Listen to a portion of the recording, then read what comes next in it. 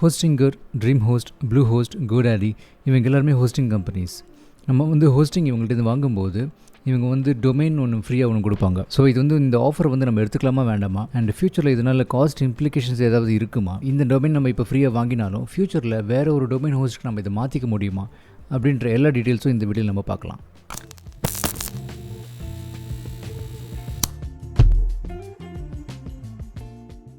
இந்த ஆஃபரில் வர ஃப்ரீ டொமைன் வந்து ஃபஸ்ட் டேர்முக்கு மட்டும் தான் கொடுப்பாங்க. மோஸ்ட்லி ஃபஸ்ட் டேர்ம், சம்டைம்ஸ் அதுக்கு மேலே கொடுக்கலாம். பட் நான் பார்த்த இவங்க வந்து ஃபஸ்ட் டேர்முக்கு மட்டும் தான் கொடுப்பாங்க. நீங்கள் ஹோஸ்டிங்கோட ஃபஸ்ட் டேர்ம் நான் சொல்கிறது.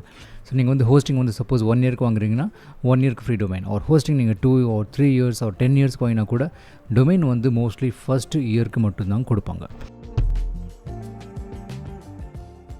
ஆல்ரைட், இது நம்ம எடுத்துக்கலாமா வேணாமா கேட்டால் கண்டிப்பாக எடுத்துக்கோங்க. பிகாஸ் இது வந்து உங்களுக்கு கிடைக்கிற ஃப்ரீ டொமைன். இது நம்ம வந்து 1 இயருக்கு எந்த ஒரு எக்ஸ்ட்ரா பைசா இல்லாமல் இது நம்ம யூஸ் பண்ணிக்கலாம். ஃப்யூச்சரில் இது நம்ம மாற்றிக்கலாமான்னு கேட்டாக்கா கண்டிப்பாக மாற்றிக்கலாம். பிகாஸ் இதோட ஃபஸ்ட் இயரில் நம்ம வந்து இந்த டொமைனை யூஸ் பண்ணுறதுக்கு பண்ணிவிட்டு அண்ட் பிஃபோர் ரெனியூவல் இதை வந்து நம்ம மாற்றிக்கணும். ஸோ ஆக்சுவலாக என்ன, நீங்கள் வந்து இந்த டொமைனை வாங்கினதுக்கப்புறம் ஃபஸ்ட்டு 60 daysக்கு நம்ம இது எதுவுமே மாற்றிக்க முடியாது, எந்த ஒரு சேஞ்சும் பண்ண முடியாது. அந்த ஒரு 60 days லாக்இன் பீரியட் இருக்கும். என்ன தான் ஃப்ரீ டொமைனாக இருந்தாலும் நீங்கள் வந்து ஸ்டார்ட் பண்ணிக்கலாம், யூஸ் பண்ணிக்கலாம். பட் நம்ம ட்ரான்ஸ்ஃபர் பண்ணுற விஷயங்கள் எதுவுமே பண்ண முடியாது.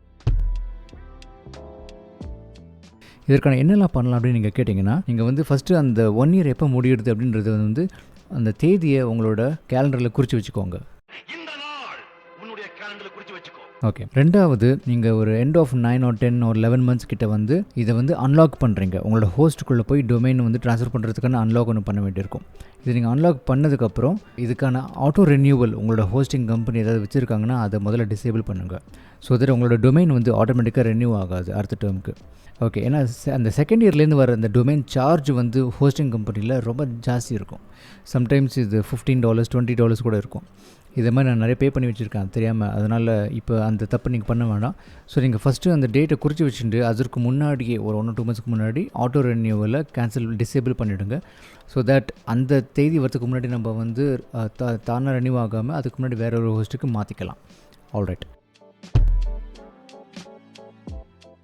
ஓகே. இப்போ நம்ம இன்னொரு 3வது முக்கியமான விஷயம் வந்து ப்ரைவசி ப்ரொடெக்ஷன் இருக்கா அப்படின்றத பார்க்கணும். எல்லா டிஎல்டிஸ்க்கும் அவங்க வந்து ப்ரைவசி ப்ரொடெக்ஷன் கொடுக்க மாட்டாங்க. டிஎல்டினா top level domain. So .com, .net, .org, .in, .uk, .co.uk, .co.in இது எல்லாமே டிஎல்டிஸ்ன்னு சொல்லுவோம்.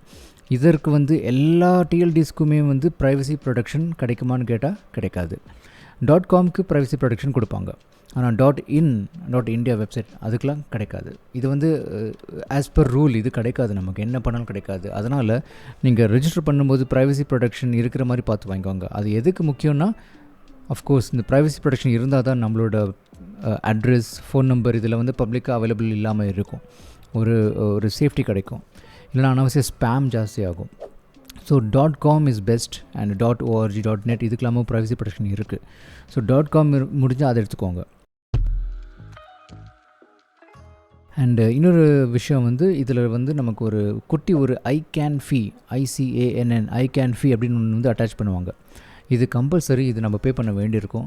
மோஸ்ட்லி ஃப்ரீ டொமைனில் இருக்கும்போது கூட சில ரெஜிஸ்ட்ரார்ஸ் வந்து இந்த ICANN ஃபீயை மட்டும் சார்ஜ் பண்ணுவாங்க, சில ரெஜிஸ்டர் பண்ண மாட்டாங்க. ஸோ இந்த ICANN ஃபீ என்னென்னு பார்த்தீங்கன்னா, இது வந்து ஒரு நாமினல் ஃபீ நம்ம டொமைன் ரெஜிஸ்டர் பண்ணுறதுக்கு. இது வந்து ஒரு 0.18 cents இருக்கும். இதுக்கு வந்து நம்ம பே பண்ண வேண்டியது. இது வந்து ஒரு சின்ன அமௌண்ட்டு தான். இதையும் நீங்கள் பார்த்துக்கோங்க பே பண்ணுறீங்களா இல்லையான்னு. அதற்கான முதல் ஸ்டெப்பு வந்து நீங்கள் அன்லாக் பண்ணணும் உங்களோட டொமைனை. அன்லாக் பண்ணதுக்கப்புறம் உங்களுக்கு வந்து ஒரு கோடு நம்பர் ஒன்று, ஓடிபி மாதிரி ஒரு கோடு ஒன்று, ஆத்தென்டிகேஷன் கோடு ஒன்று கொடுப்பாங்க உங்களோட ஹோஸ்ட்டுக்குள்ளேயே. ஸோ அந்த கோடு வச்சுட்டு தான் நம்ம வந்து டொமைன் ட்ரான்ஸ்ஃபரை பண்ண முடியும். ஓகே. ஸோ இப்போ லெட்ஸ் சே நம்ம வந்து இப்போ ஒரு 10 மாதம் ஆகிடுத்து நம்ம டொமைன் யூஸ் பண்ணி, இந்த ஃப்ரீ டொமைன் யூஸ் பண்ணி, and end of the 10th month ஒரு அரவுண்ட் 11th month நான் வந்து இது ட்ரான்ஸ்ஃபர் பண்ண போகிறேன் வேறு ஹோஸ்ட்டுக்கு. என்ன பண்ண போகிறேன் அப்படின்னா, ஃபஸ்ட்டு நான் வந்து டொமைன் ஹோஸ்ட்டுக்குள்ளே போவேன். அதுக்குள்ளே போய் டொமைனோட இதை அன்லாக் பண்ணிவிடுவேன். அண்ட் இந்த ஆத்தென்டிகேஷன் கோடை காப்பி பண்ணிப்பேன். இப்போ நான் வேறு எந்த ஹோஸ்ட்டுக்கு போக போகிறேன் அப்படின்னு பார்த்தீங்கன்னா, லெட்ஸ் சே நான் வந்து இப்போது ரீசெண்டாக ஸ்பேஸ் ஷிப் வந்து நான் யூஸ் பண்ணுறேன். ஸோ ஸ்பேஸ் ஷிப்புக்குள்ளே போய் இந்த மாதிரி நான் வந்து டொமைன் ட்ரான்ஸ்ஃபர் பண்ண போகிறேன் அப்படின்னு சொல்லிட்டு அதுக்குள்ளேயே வந்து ட்ரான்ஸ்ஃபர் டொமைன் டு ஸ்பேஸ் ஷிப்ன்ற ஆப்ஷன் இருக்கும். அதுக்குள்ளே நான் என்னோடய இந்த பர்டிகுலர் டொமைன் ரெஜிஸ்டர் பண்ணி வச்சுருக்கேன்ல இந்த ஹோஸ்டிங் கம்பெனிக்குள்ளே, அந்த டொமைன் நேமை ஸ்பேஸ் ஷிப்புக்குள்ளே டைப் பண்ணுவேன். டைப் பண்ணி முடிச்சதுக்கப்புறம் அவங்க ஸ்டெப்ஸ்லாம் கேட்பாங்க, ஆத்தென்டிகேஷன் கோடு கேட்பாங்க. நான் அந்த டொமைன் ஹோஸ்ட்டில் காப்பி பண்ண ஆத்தென்டிகேஷன் கோடை வந்து அப்ரூவ் பண்ணுறதுக்காக நான் இங்கே வந்து இந்த ஸ்பேஸ் ஷிப்புக்குள்ளே பேஸ்ட் பண்ணுவேன். பேஸ்ட் பண்ணி முடிச்சதுக்கப்புறம் ஒரு கன்ஃபர்மேஷன் இமெயில் ஒன்று வரும். அந்த இமெயிலை வச்சு நம்ம வந்து இந்த ட்ரான்ஸ்ஃபரை ஸ்டார்ட் பண்ணிக்கலாம். ஸோ இந்த மாதிரி நம்மளோட இந்த ஃப்ரீ டொமைனை கூட நம்மளோட டேர்ம் முடியறதுக்கு முன்னாடி வேற ஒரு ஹோஸ்ட்டுக்கு ட்ரான்ஸ்ஃபர் பண்ணிக்கலாம். அப்படி பண்ணலன்னா டபுள் டிஜிட்டில் நமக்கு டாலர்ஸில் வந்து பில் விழும். அதனால் மாற்றிக்கிறது நல்லது. அண்டு டொமைன் ட்ரான்ஸ்ஃபர் வந்து எத்தனை நாளைக்கு ஆகும் அப்படின்னு பார்த்தீங்கன்னா, ஒரு 7 நாள்லேருந்து 10 நாள் வரைக்கும் ஆகலாம். சம்டைம்ஸ் சீக்கிரம் கூட ஆகிடும். அதனால் அந்த ட்ரான்ஸ்ஃபர் அந்த ஒரு டேட் கூட நீங்கள் நல்ல மைண்டில் ஞாபகம் வச்சுக்கோங்க. இதனால் உங்களோட வெப்சைட் பாதிக்குமா, இல்லை ஏதாவது டவுன் டைம் ஏதாவது வருமானு கேட்டாக்க வர வாய்ப்பு இல்லை. ட்ரான்ஸ்ஃபர் வந்து எல்லாமே சீம்லெஸ்ஸாக முடிஞ்சிடும். அதனால் ஹோஸ்ட் டு ஹோஸ்ட் அதை அவங்க பார்த்துப்பாங்க. பட் நான் முதல்ல சொன்ன மாதிரி செக்யூரிட்டி ரீசனுக்காக நீங்கள் ஹோஸ்ட்டுக்கு வேறு ஹோஸ்ட்டுக்கு மாற்றினாலும் அந்த முதல் 60 நாளைக்கு வந்து அவங்க வந்து லாக் பண்ணிவிடுவாங்க. நம்ம வேற எங்கேயும் மாற்றிக்க முடியாது. பட் டொமைன் பாட்டை யூஸ் பண்ணலாம், விசிட் பண்ணலாம், பட் மாற்றிக்கிறது கஷ்டம். அதை ஞாபகம் வச்சுக்கோங்க. ஒருவேளை உங்களுக்கு வந்து ஸ்பேஸ் ஷிப்புக்குள்ளே எப்படி டொமைன் ட்ரான்ஸ்ஃபர் பண்ணலாம் அப்படின்ற கேள்வி இருந்ததுன்னா இந்த வீடியோ பாருங்கள். இதில் வந்து நான் அதில் டீட்டெயிலாக காமிச்சிருக்கேன். அதில் வந்து நேம் சீப்லேருந்து ஸ்பேஸ் ஷிப் எப்படி மூவ் ஆகலாம் தான் காமிச்சிருக்கேன். பட் பொதுவாகவே எனி டொமைன் ஹோஸ்ட்லேருந்து நம்ம ஸ்பேஸ் ஷிப்புக்குள்ளே எப்படி போகலாம் அப்படின்றதும் இந்த வீடியோவில் நீங்கள் தெளிவாக பார்க்கலாம்.